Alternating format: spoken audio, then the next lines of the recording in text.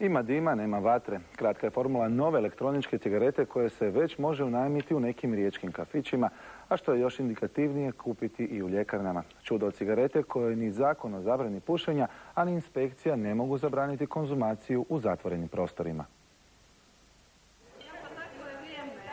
Čak i dobro poznati slogan "Pušiš kao Turčin" otišao je u povijest. Turska se nedavno pridružila većini europskih zemalja koje ograničavaju upotrebu duhanskih proizvoda u svrhu zaštite zdravlja. Svijet se mijenja, a s njime i globalna, nacionalna i osobna svijest i navike ljudi. Klasična cigareta uskoro bi stoga mogla također u povijest. Stigla je njezina mlađa, suvremenija i zdravija inačica, elektronska cigareta, koja se umjesto na kiosku prodaje u ljekarnama. Agencija za lijekove i medicinske proizvode je dala svoje mišljenje. To nije lijek, to je zamjena za cigaretu. Klasična ili elektronska, nužda ili izbor, kako vam drago. Obje su cigarete u pravom smislu riječi. Ipak razlika postoji, mala u predznaku, a velika u zdravlju. Ta cigareta sadrži nikotin i na taj način onemogućuje apstinencijske krize, a s druge strane cigareta ne sadrži nus produkte koji štete zdravlju.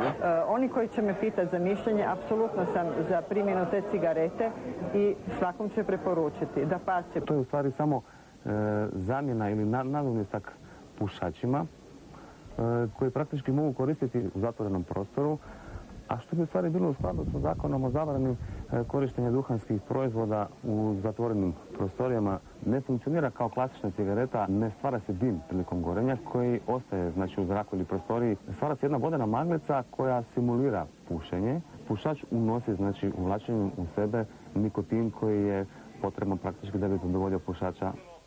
Kratko i jasno, presudna razlika je sljedeća. Vrlo je bitno da ovaj filter sadrži 0,5 mg nikotina, s time da je filter zamjenjuje cijelu kutiju cigareta, to je 20 cigareta, gdje jedna cigareta sadrži više nikotina nego cijeli filter ovdje. Pojedini riječki kafići i restorani svojim gostima već nude elektronsku cigaretu u renta obliku s jednokratnim filterom. Spoj kave i cigarete u zatvorenom javnom prostoru više nije bauk. Ostao zakon na snazi ili ne? Pokraj sanitarnih inspekcija koje su dolazile u restoran i najavljivale su njihovu kontrolu, ja se ne osjećam ugroženo, nego slobodno mogu da ostajem u restoranu i da dalje konzumiram cigaretu, da ne moram izlaziti van. Elektronsko doba kuca na vrata posredstvom baterije i atomizera koji stvara vodenu paru, te nikotinskog filter punjenja uselilo se čak i u cigaretu. Koja omogućava svakom gostitelju i vlasniku ugostiteljskog objekta da svom gostu ponudi cigaretu gdje nije potrebno da se pravi u pušačke komore. Informacijama koje ja raspolažem i koje sam ospio sam po sebi u svim ostalim europskim zemljama kao što su Italija, Njemačka, Švicarska, gdje su zakoni jako stroži nego kod nas, gdje je velika naplata na osnovu pušača. Funkcioniraju cigarete Life i puno se ljudi osjećaju slobodnije u ugostiteljskim uvjetima za vrijeme vožnje autobusima i vlakovima i avionima. A kako se Hrvate dojmila elektronska cigareta, slučajnim smo uzorkom provjerili u Rijeci.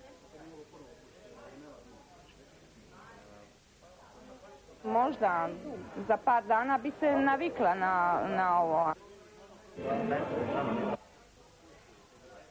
Ne bi izabirao zamjenu, tako da ili bi pušio ili ne bi pušio.